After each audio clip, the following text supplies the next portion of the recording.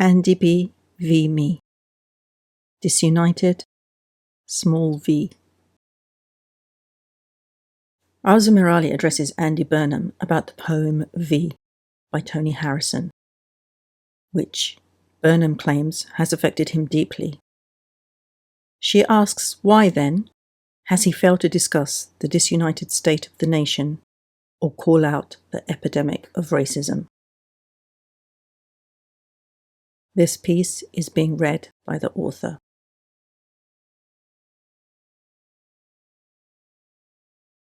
Apparently, V by Tony Harrison, written in 1985, had a profound effect on you. Your degree in English literature, it seems, will make you a more empathetic leader, your studies having opened vistas into the human psyche, the lawyers and PPE managers before you could not see. Apparently.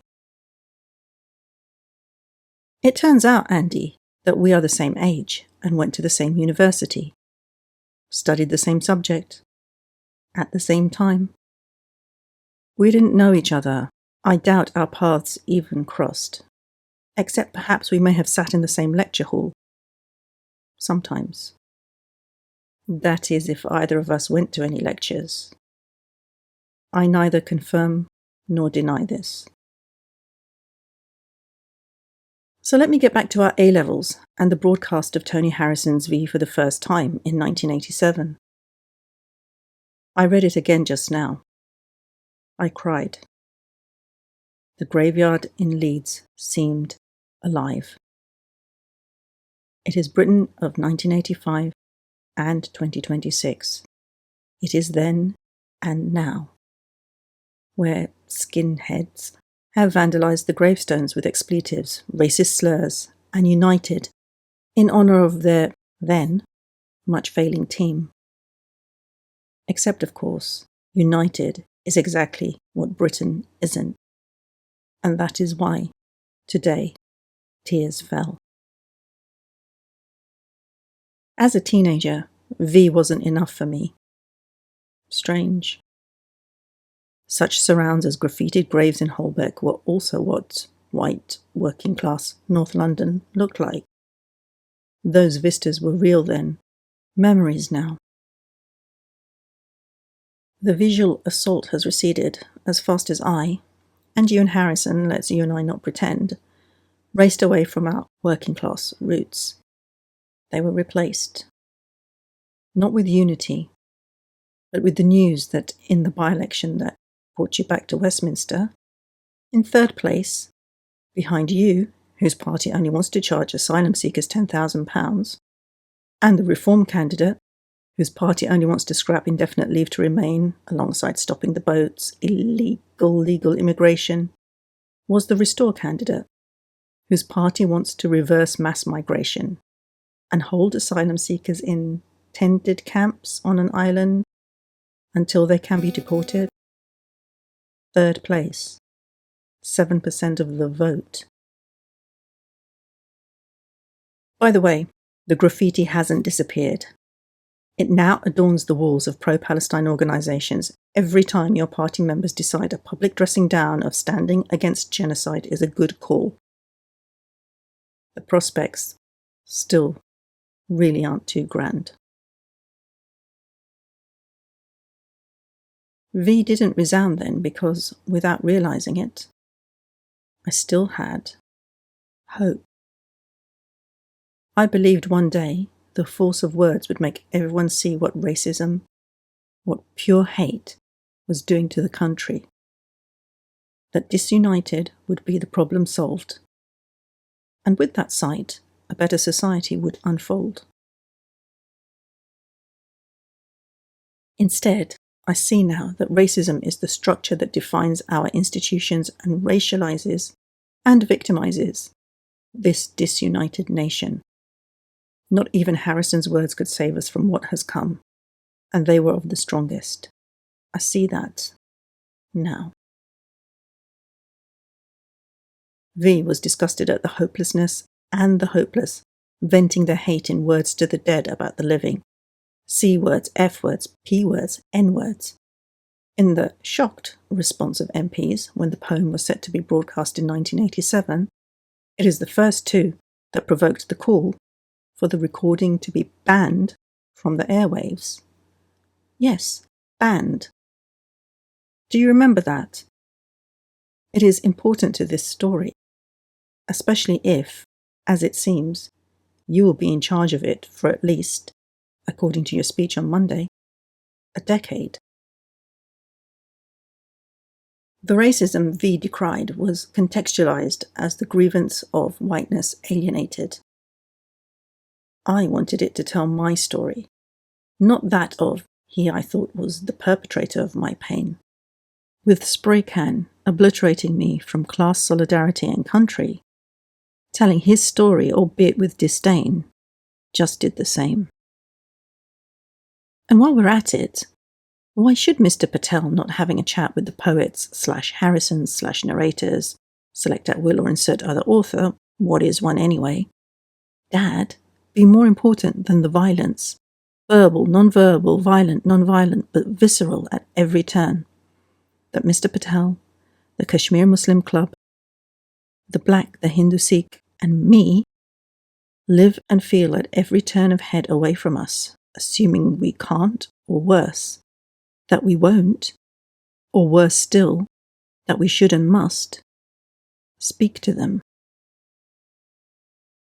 I get it now. That turn of head is what the state does to all of us racialized white/black/poor, and God help us, Muslim.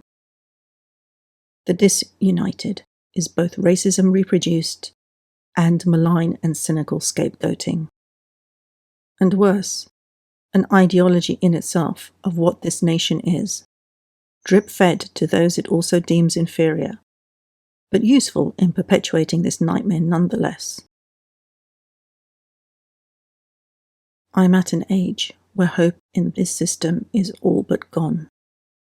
Can it be saved? I feel the dread, the disgust and despair of a Britain broken beyond anything interned in beastin, memorialized in obscenities by those provoked to the obscene. A white working class that was as victimized by the racist state, hiding its deficiencies in its colonial mantras inverted. Before, our inferiority made white working classness something other than the lowest. Now class and, dressed as, culture wars claims we have more. We have moved, we have mobilized, upwards, the cause of their decline. You and your predecessors, you could have stopped this with a word, or near enough. Because I see it now. It was never the poet's father, or even the skinheads generating this hate. It was always the institutions, the law, the media, and the political class into which you have mobilized upwards, against whom the grievance should be pitted, who ensured we stayed apart. I listened to you on Monday, setting out your 10-year plan. I was hoping, V reread aforementioned Tears Shed, to hear Harrison in there. Noticeable only by absence. Absent small v. Absent disunited. Maybe your answer is that you spoke to all. But as you address growth for every postcode, and not the postcode pogroms against those perceived to be Muslim the week before, that would be a very poor show.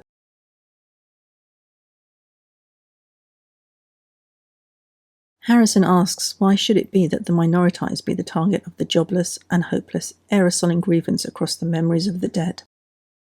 He asks an imagined skin why, to give him a space to be heard.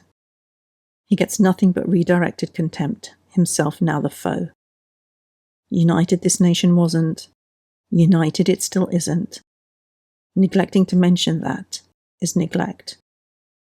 Or worse. I haven't forgotten the ban.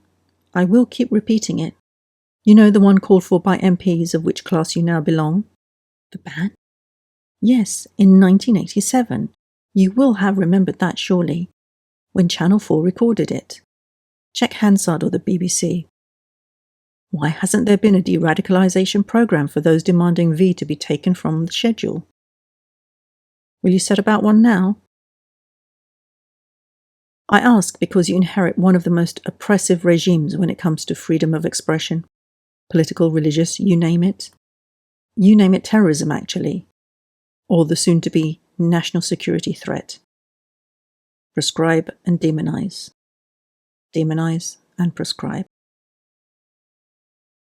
I'm not going to lie, this is pretty personal.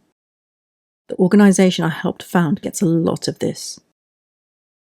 Our paths in life, yours and mine, Andy, are not that dissimilar. I think you can see exactly what I mean. The band and brigade still line the benches, but unlike the days of V, they can actually do so now. That's the party legacy you inherit. Provide material to the Israelis, get applauded. Cut off water to Gaza, get elected. Protest that, and get 14 years. It's not a small thing, this disunited stuff. Ignoring it will not make it go away. But you already know that. You have already seen that in Stockport, pretty much face to face. Disunited is not the fault of the masses, or the minoritized they set ablaze.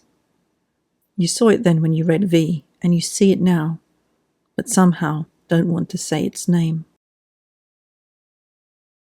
Until you can say you see it, the racism, that is the British state, we will be getting nowhere, still. And it's going to have to be me v you, Andy Burnham. Small v. Harrison, in exasperation, asks his imagined skin if he's so proud of what he's done to sign his name. It's his. And that's the thing, Andy. We can't escape what we know and what we've seen. And we have seen the same things, Andy. If it's any consolation, I worry too, that in your signature to this not-so-great vision of Britain, I will find mine written there too. The failure of words and action, shared in blame. I guess maybe we are, in that at least, united.